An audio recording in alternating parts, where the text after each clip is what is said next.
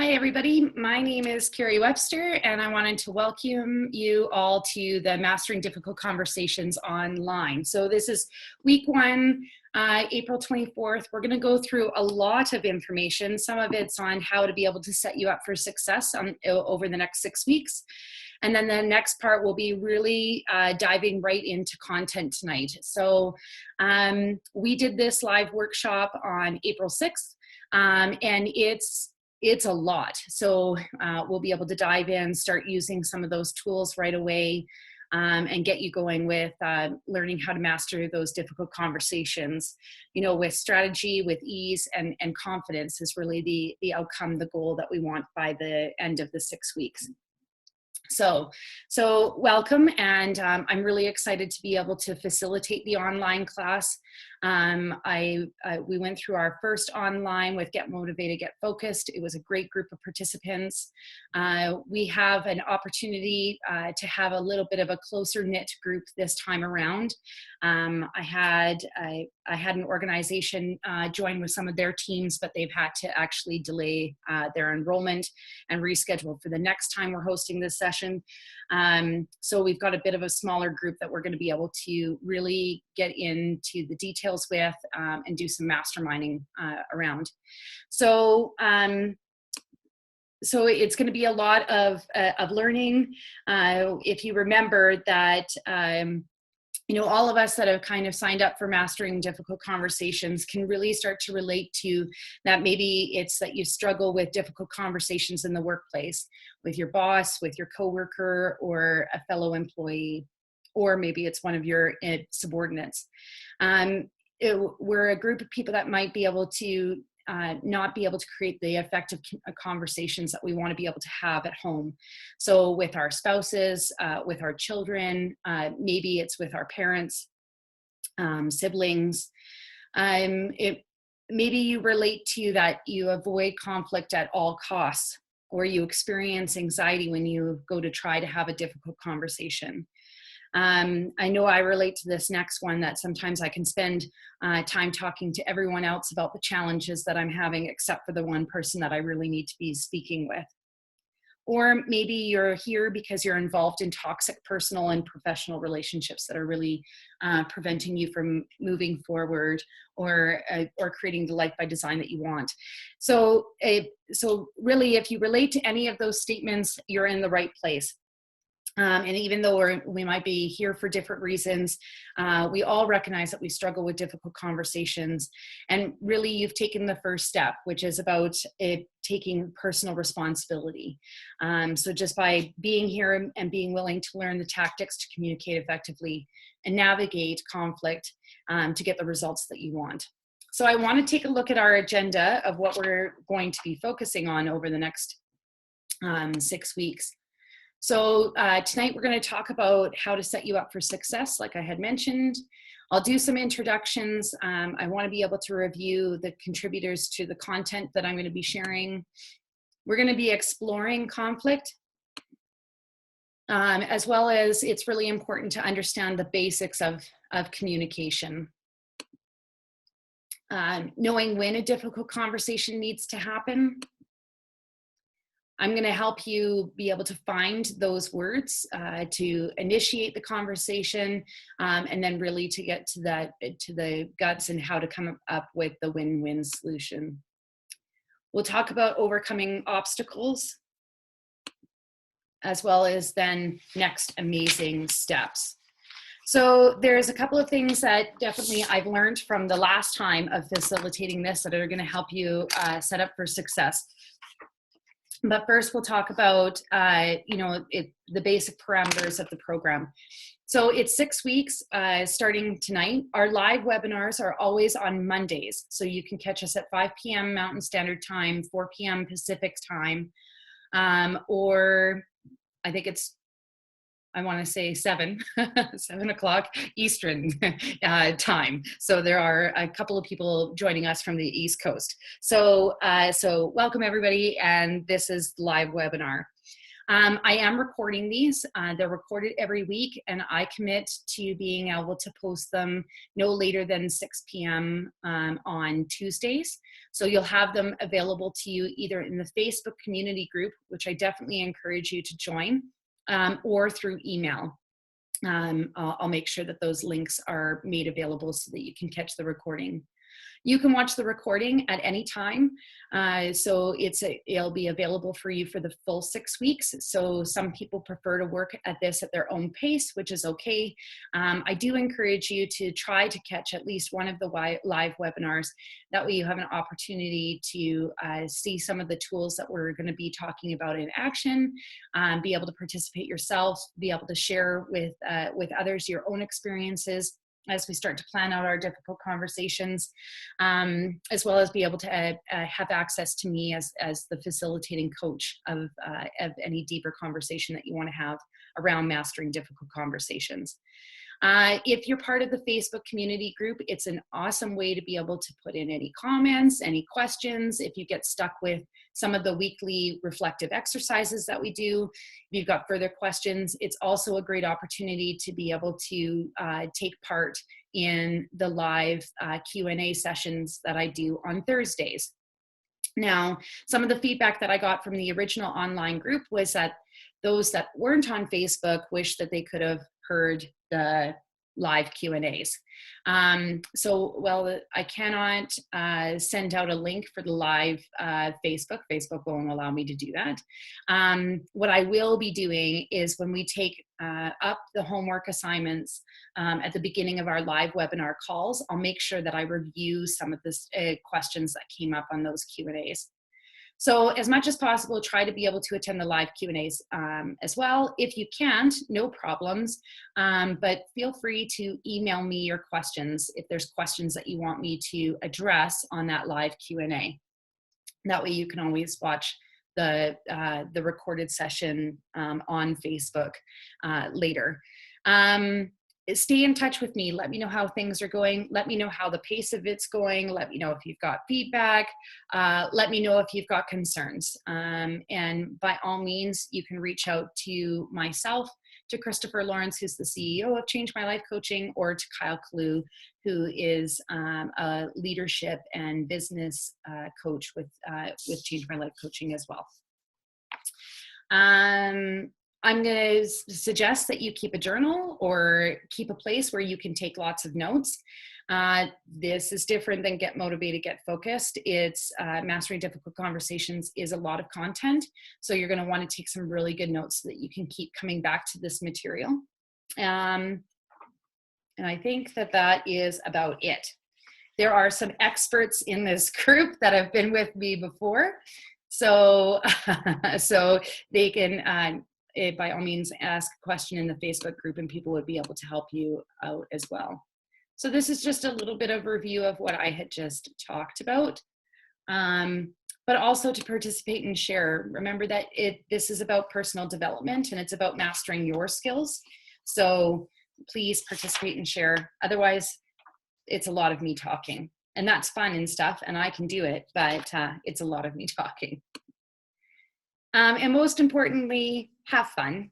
We get in, mastering difficult conversations can be really serious, and it can be even a challenging topic to be able to talk about, or bring up some anxiety when people think that they need to face their difficult conversations. But really have fun. This is a point of you being able to experiment with some of the tools that we're going to teach you, some of the concepts that we're going to teach you, and to be able to reach out for help. So I hope that I'm able to aid with some of the examples along the way. So I guess I'll tell you a little bit more about me. So like I said before, my name is Carrie Webster. Some of you may not know me at all. So I'm an authenticity and vulnerability coach with Change My Life Coaching. I have 17 years of combined experiences in human resources and social work. So really focusing on communication and conflict strategies, mostly when it comes to personal relationships and the family dynamics. So I work with couples as well as families around communication and those difficult conversations. And I also specialize in the field of addiction. So a lot of my experience is on mastering those difficult conversations when you need to confront somebody on a behavior that needs to change. I also wanted to take the opportunity to introduce you to other coaches with Change My Life coaching that contributed to the curriculum that we're using and the content. So you're not only getting my experience, but you're also getting the experience of Kyle Kalu, who's got over 25 years in corporate leadership experience. So some of the companies, organizations that he's been with are McDonald's, Famous Players, WestJet, Associa. He specializes in leadership and employee engagement, operation strategies, and marketing and sales. So, Kyle was able to contribute some of the content when it comes to, as business owners, as leaders, how do you start to master those difficult conversations with your employees and sometimes even with your client negotiation groups. And Christopher Lawrence is the CEO of Change My Life Coaching. He comes and brings with his criteria and content for mastering difficult conversations, 15 years in corporate change management experience. He's been with 3 of the top 50 companies in Canada, I believe, and specializes in career transition, motivation, goals, and dreams, as well as team building. So Christopher really brought his expertise around, the difficult conversations that sometimes you can have with coworkers, with your peer-to-peer relationships. Okay. And so we're just going to start with a quick reflection exercise. What I'm going to get you to do is I'm going to get you to take a blank piece of paper in front of you and split it with a line down the middle. And on the left-hand side, I want you to title it of what I really want to get out of the next 6 weeks. So what do you want to get out of the next 6 weeks? And I'm just going to give you a couple of minutes here just to make a list of that.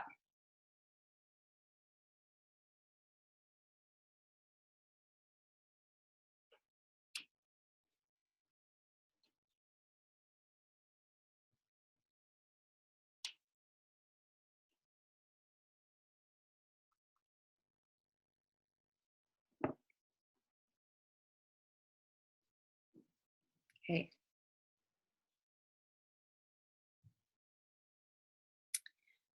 And now what I want you to do on the right-hand side is I want you to list all of the things that are currently distracting you from being present.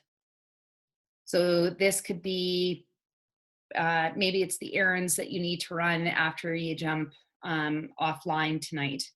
Maybe it's the conversation that you had with your spouse before you came online or started watching this recording. Maybe it's the emails that you forgot to send or the to-do list that you've got at work. Whatever it is, I want you to be able to write those down. And as you write them down, just become really committed to letting them go so that you can focus in the here and now. And if you're on the recording, if you need to pause me and walk away so that you're able to come back and be fully present to learning for yourself, then do so. Those of you that are live, I'm sorry you're stuck with me. And you'll just have to be committed to letting it go.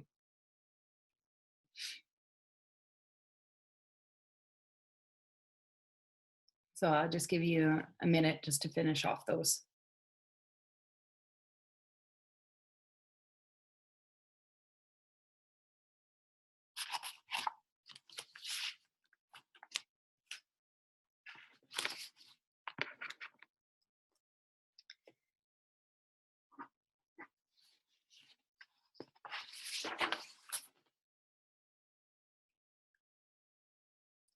Alrighty.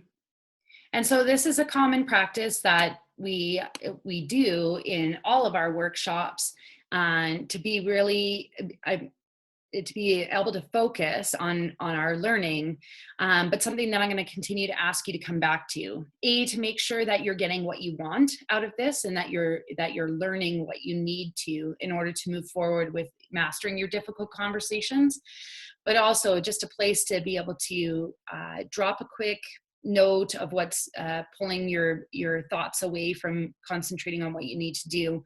And then that way you can get back to it. So it's something that I'll refer to at the beginning of all of our webinars and at the beginning of all of the recordings, just to make sure that you're fully present for you. Okay, so are we ready to dive into content? So exploring conflict. When we think of conflict, I just want you to reflect for a minute. What does it make you think or make you feel? And so, Catherine, I might get you to help me out here for a minute of just unmuting yourself. What do you think when you think of conflict? Anxiety, I guess, stress. Okay, anxiety, stress. It's usually not something that we want to do cartwheels to go do. Like, look, me go for a conflict, right? So there's not usually a whole lot of positive feelings for it, right? Right. So why do you think that we fear it or avoid it? Because it's an uncomfortable thing to deal with. Yeah. You don't feel good having to deal with it. Like you said, it's just something we don't want to do. Yeah. And it's kind of what we talked about. Why does it have such a negative connotation to it? Right? Yeah. Whenever we think about conflict, it's generally a negative experience, right? Yeah. Okay. And so we have some ideas already about what conflict is, but if what I want us to be able to do is explore conflict a bit more and think about the results that we get from conflict. So if we all seem to generally think that conflict is uncomfortable, then why do we have it? And really to be able to ask yourself, and Catherine, I'm going to get you to help me out again. What results do you think we get from conflict? Do we get any? Well, we do get results, but they may not be the ones that you want. Exactly. And more often than not, they're the ones that you don't like. They are the ones that you don't want. I know just from my experience, conflict has never been a happy ending. Yeah. No, absolutely. Do you think that there could be positives from conflict? Maybe not in your experience, but if you were to imagine. Oh, absolutely. I think that there could be positive. Absolutely. Right. No, that's good. That's great. And I think, I've had both, right? So I've been able to, sometimes the results, like you said, Catherine, were not something that I wanted, and careful what you wish for, right? Yeah. I know that I have charged into those conversations too, not prepped, not prepared, emotionally driven, and ended up having larger conflict than what I started with. Yeah. Or having to go back and make some amends or some apologies for my side of the conflict afterwards. But I've also been able to have some positive conflict too. I think when sometimes people don't see that conflict can help us get to a different level of understanding, right? Recently I've negotiated some of the rules of my house around curfew with my adolescent stepdaughters, right? So where, at a time that would have been a pretty heated discussion to have, or, because there's personal investment involved, the girls want to be able to have their freedom and they want to be able to keep up with their friends, and their friends have later curfews than they do and everything else. And also, as parents, some of the fear and concern about how are you safely getting back and forth and, how are you managing to get home at a later hour in a safe or an appropriate way, who's driving, stuff like that, that it can get emotional on our sides too. But being able to have that discussion and being able to explore, what their concerns are, what our concerns were, and can we find a win-win situation, resulted in quite a positive experience for us, of an understanding of where the girls were coming from, but also them having an understanding that, we're not trying to be helicopter parents, but sometimes with who knows what goes on out there, and I can't control all circumstances in the world, that it about helping me learn, but there to be more aware that it comes from a place of concern, not just about being the evil parent that I can be, apparently. So a conflict can have some positive things, and so we can see, that sometimes there's productive and destructive things that come from exploring the possible outcomes of conflict.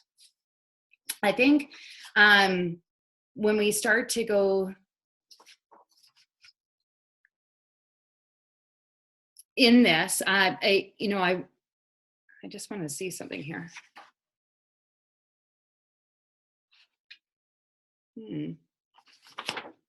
As I'm missing a page of notes, which is always good. So that's okay. I know this enough that we'll be able to wing it.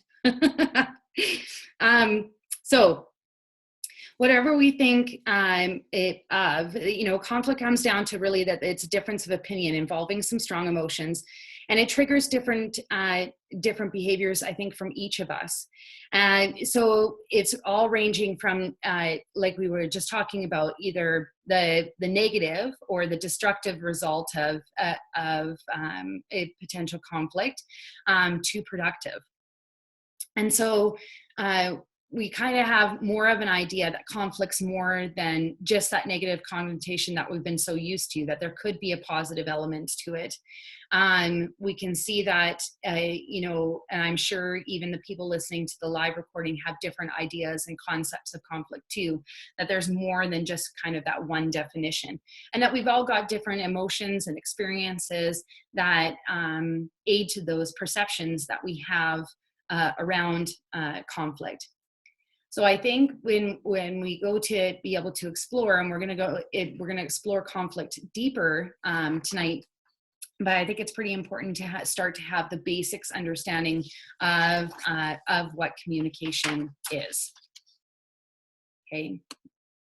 So communication on a basic level is the exchange of information. So it really requires two or more people, and it may or may not be verbal.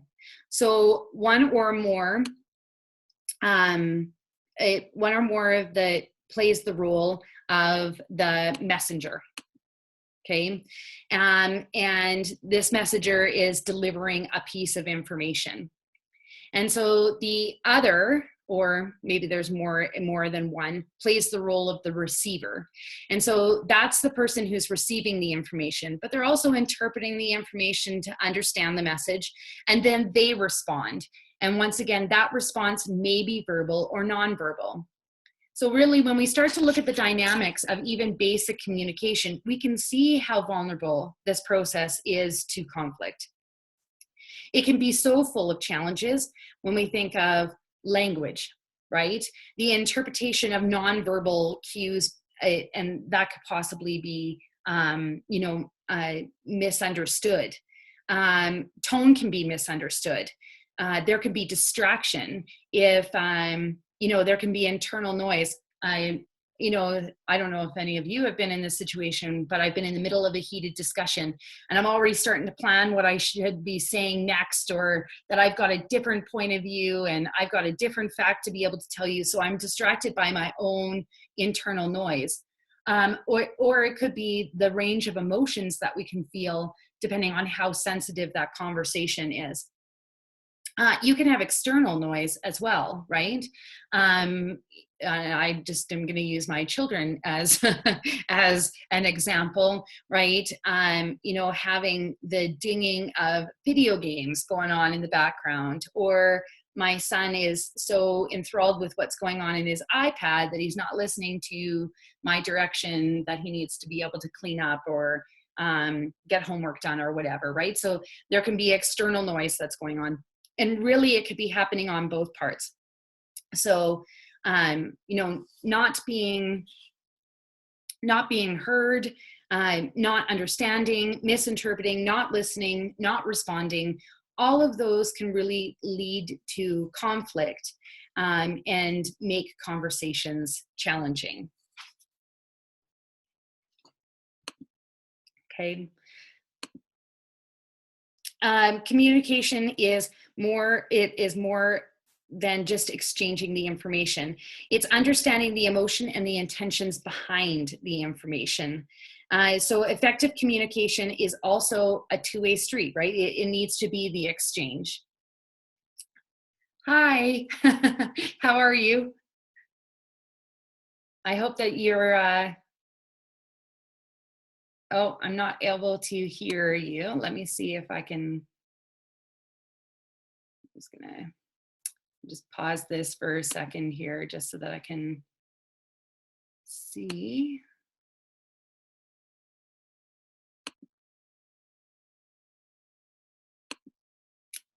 And I'm not seeing your audio hooked up.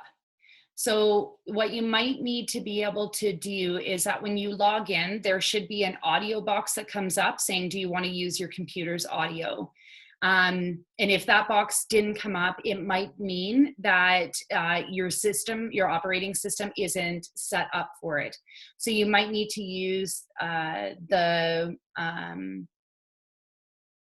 1-800 number that was listed in your welcome email. So try that out. No big deal if you can't get back on, or I can't hear you, or you can't hear me. We've got time, and this is all being recorded, so we'll be able to pick up. Okay. I'm really here. Oh, there you go. I can hear you now. Can you hear me? I'm not sure. Anyways, so we'll carry on while you continue to be able to set up, and I'll be able to help you guys after the session tonight as well. Okay, I need to make sure that oops. Okay. So back to the basics of communication. We had just talked about effective communication is also a two-way street. So it's not only how you convey a message so that it's received, we also have to think, we also have to think about how we convey the message so that it's received and understood by the person in exactly the way that you intended. But it's also how you listen to gain a full meaning of what's being said and to make the other person feel heard and understood. So more than just the words that you use, like effective communication combines both sets of skills.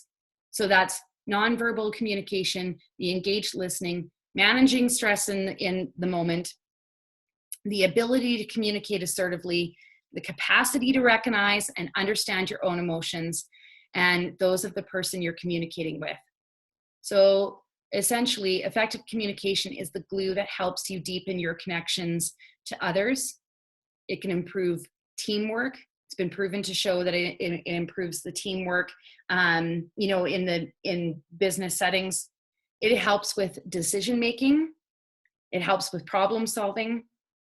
And so it really helps, enables you to be able to communicate even difficult or negative conversations without creating conflict and destroying trust. So there's a whole lot that we have to kind of juggle and consider, even with the basics of communication, to be able to have the desired outcomes that we want. Okay. Good, good.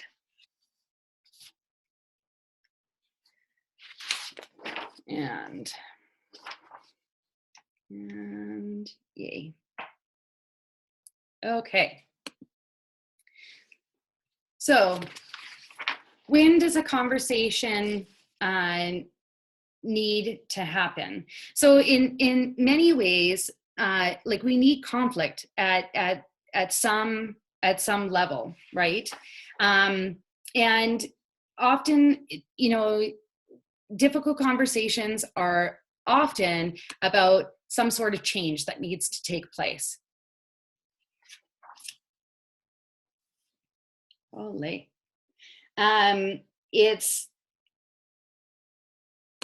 So we need to decide on when does it need to happen, and the answer is not always now, because right now it might be too heated and too much going on in the moment, too much noise going on. It might be, you know, a whole lot of distractions.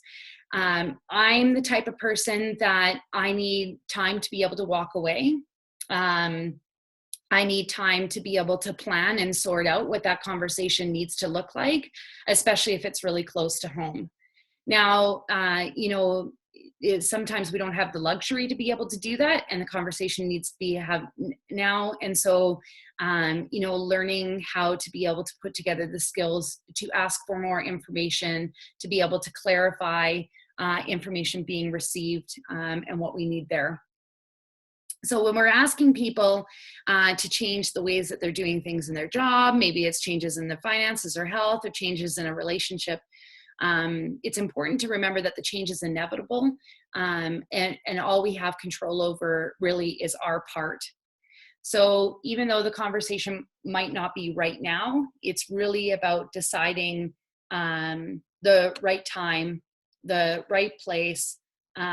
And I think every difficult conversation is more beneficial when, has a beneficial outcome when it has the right planning. There's a quote out there of, if you plan to fail, you fail to, or if you fail to plan, you plan to fail, right? So it's going to require some planning. All righty.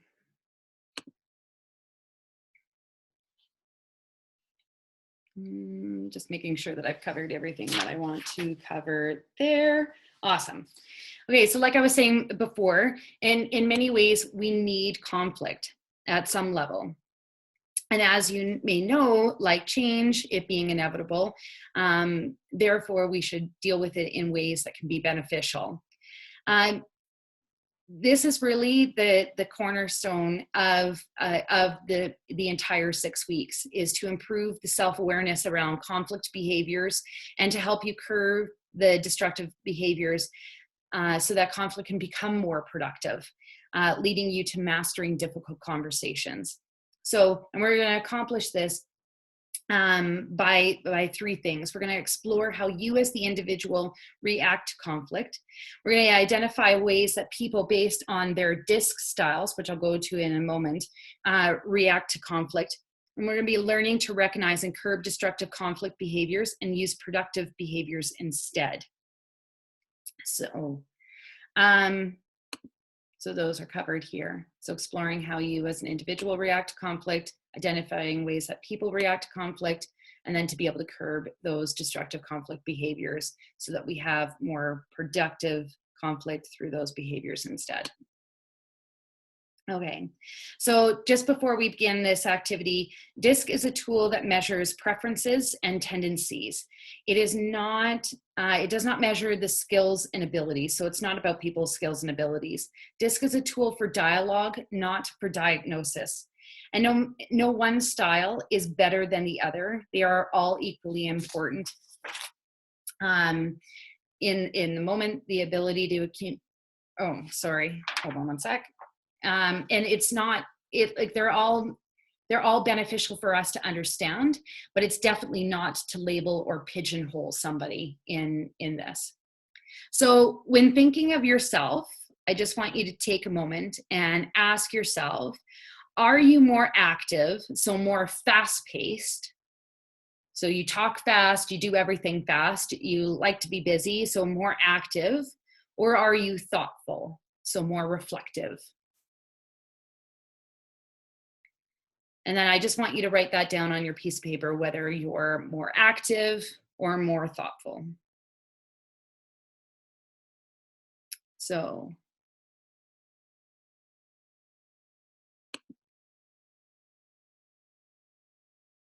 okay.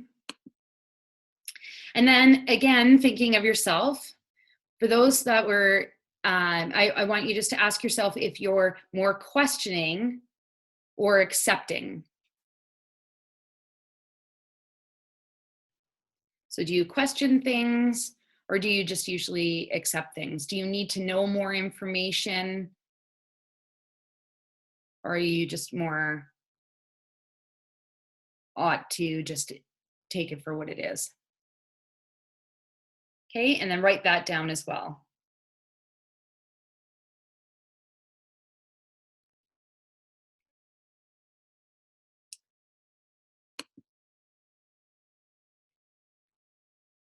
Okay.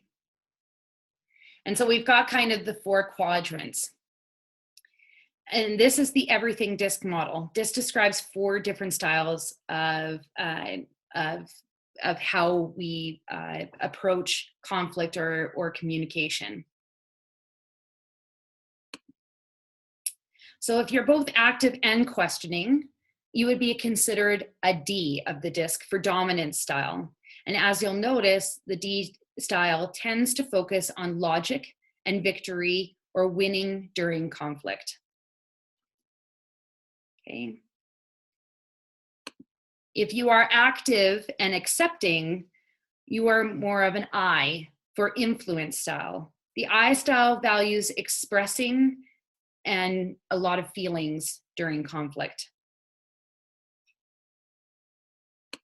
If you are both thoughtful and accepting, you would be an S for steadiness style. While the S style is also inclined to attend to feelings, but they also seek to gain consensus. And if you are thoughtful and questioning, you are considered a C for conscientiousness style. So the C style wants to make sure that there is justice and logic introduced during conflict. And so while these are the 4 styles, people can also have a blend of these styles. Okay, so for instance, they could be a DI, right? So in some situations, they're going to be more dominant, where in certain situations, they would be more of the influence style. So sometimes we see this of people having different personalities at work because their job demands them of it than at home, right? So they might be a blended style. And really, like it said before, the DISC, we have a variation of all of these depending on what the situations or the circumstances that we're in. So it's not about pigeonholing. It's more about that we've got a preference to a certain way. So for me, I'm 100% of an influencer. I am all about the expressing values and feelings during conflict. So that it can be a really positive thing if I'm dealing with somebody that needs to get to root cause of feelings or to be able to explore feelings, or feels that their feelings are not being heard. It can be extremely frustrating to somebody that maybe have a dominant style where they just want to keep it about the logic, that they find that my feelings can be irrational. So again, DISC explores the 4 different styles, and each style responds differently in conflict. So you may use this kind of same exercise for when you're thinking about the person that you want to have a difficult conversation with. So they call this mapping. Kind of when you ask yourself the person that you need to have a difficult conversation with, where they fall on this map, and thinking about what their style then it requires from that conflict. Okay. Does anybody have any questions about this? And so this tool is just really to be able to help you start to improve the health or your self-awareness around conflict behaviors. This tool so far isn't about conflict resolution. It's designed to help you curb the destructive behaviors so that conflict can become productive and improving your workplace results and relationships. And so what we're going to be talking about next week is really about how do we start to take this into consideration when we're planning to have those difficult conversations. So when we look at, for instance, when we start to talk about your initial words of setup, what words are going to be used that are going to be more beneficial in dealing with a dominant style versus that steadiness style or the conscientiousness or the influencer. So you're going to want to understand how you see yourself here, and then also use this as a tool of how to navigate that difficult conversation depending on where the other person falls on this map. Okay.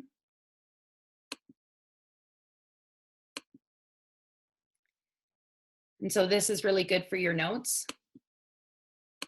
in case you missed what I was talking about. So the active and questioning is the D style. Active and accepting is the I style. Thoughtful and accepting is the S style. And thoughtful and questioning is the C style. So I'll just leave this up for a second so that you guys can see that.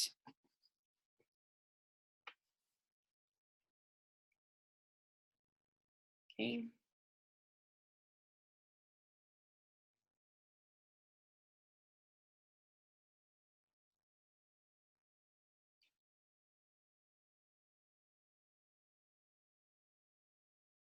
Any questions about this?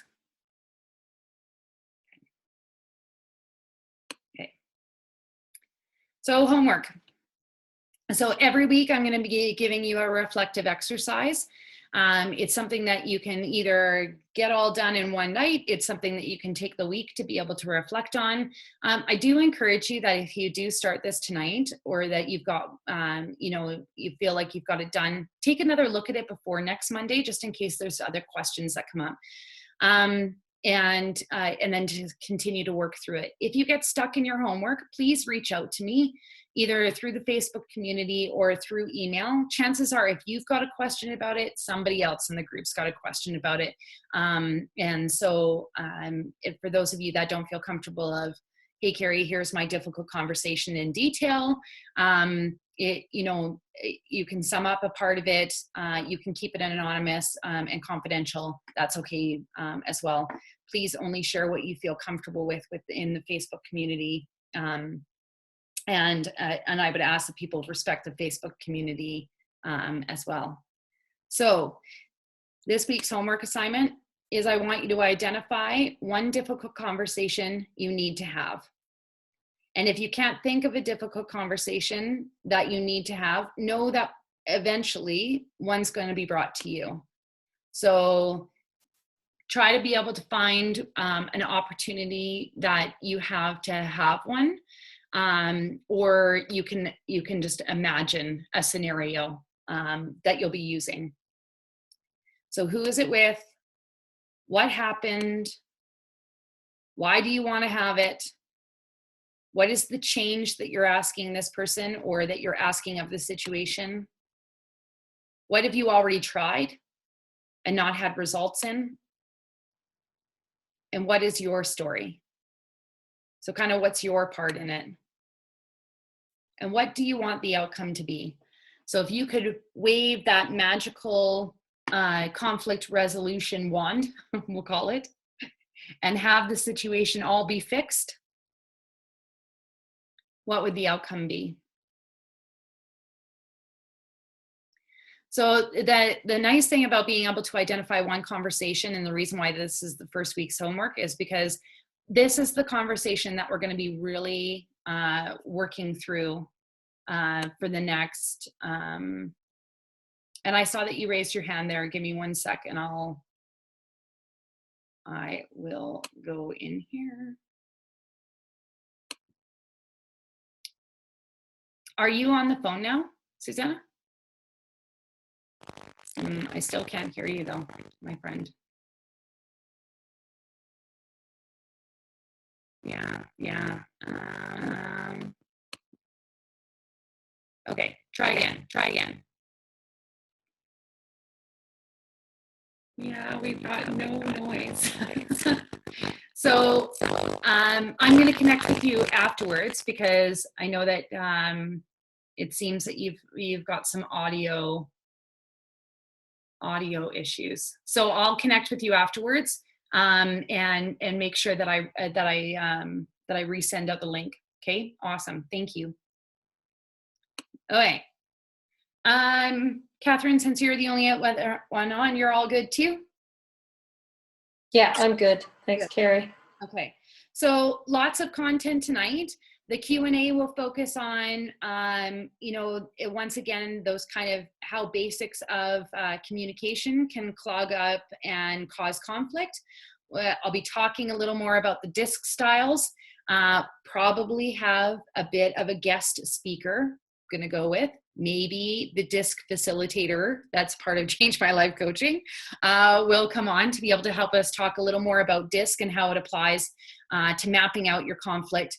But more importantly, find that one conversation that we're going to carry through for the 6 weeks and really start to strategize how we can have some success. So thank you so much for joining me, and we will see you all in the Facebook community on Thursday. Okay. Thanks, Carrie. Thank you. Stop share.